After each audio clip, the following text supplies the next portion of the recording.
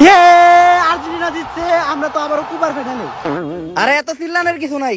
এই 22 বছরে আর্জেন্টিনা 3টা আন্তর্জাতিক কাপ ছাড়া আর কোনো কাপ নিতে পারে নাই, কিন্তু ব্রাজিল এই 22 বছরে 7টা আন্তর্জাতিক কাপ নিছে।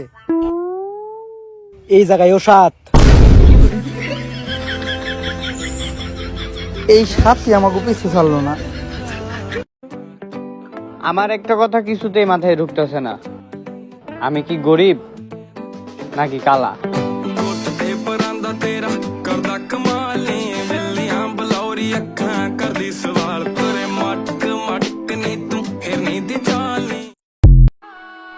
এই দুনিয়ায় শুধু বাবা মাই ভালো চায়, বাদ বাকি সবাই তো বোকা বানাই দিয়া যায়। ਬੰਦਾ ਜ਼ਿੰਦਗੀ ਦੇ ਵਿੱਚ ਸਭ ਕੁਝ ਹੀ ਗਵਾਵੇ, ਪਰ ਇੱਕੋ ਇੱਕ ਮਾਂ ਉਹਦਾ ਦਿਲ ਨਾ ਦੁਖਾਵੇ। ਮੈਂ ਚਾਹੁੰਨਾ ਹਰ ਜਨਮ ਤੂੰ ਹੋਵੇਂ ਮੇਰੀ ਮਾਂ, ਇਸ ਗੱਲ ਤੋਂ ਨਾ ਕਰ ਦਵੀਂ ਮੈਨੂੰ ਕਿਤੇ না, ਮੈਨੂੰ ਪਤਾ ਮੈਂ ਵੀ।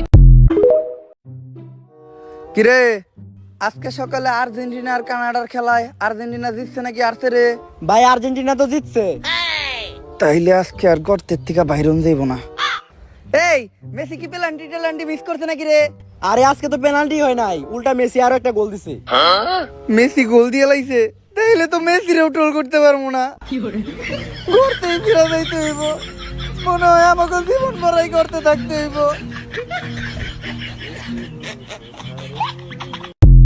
ব্রাজিল সাপোর্টার বন্ধুরা ঠিলা করতে ঢুকাই দিতেছি, কারণ বন্ধু কইছিল আজকে আর্জেন্টিনা হারবো।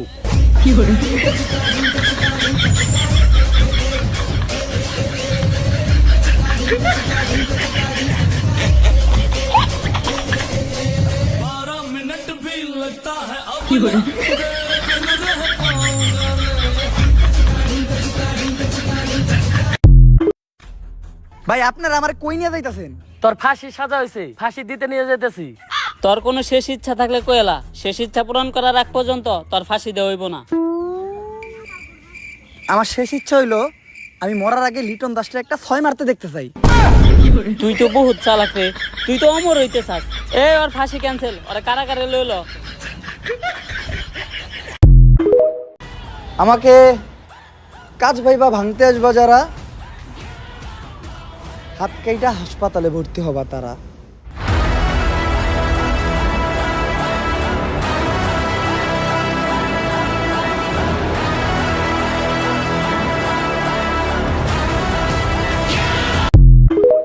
আমি একটা জিনিস চিন্তা করে দেখলাম, যদি মোবাইল টিপার জন্য বেতন দেওয়া হইতো, তাইলে এই পৃথিবীতে সব থেকে বড় লোক আমিই থাকতাম।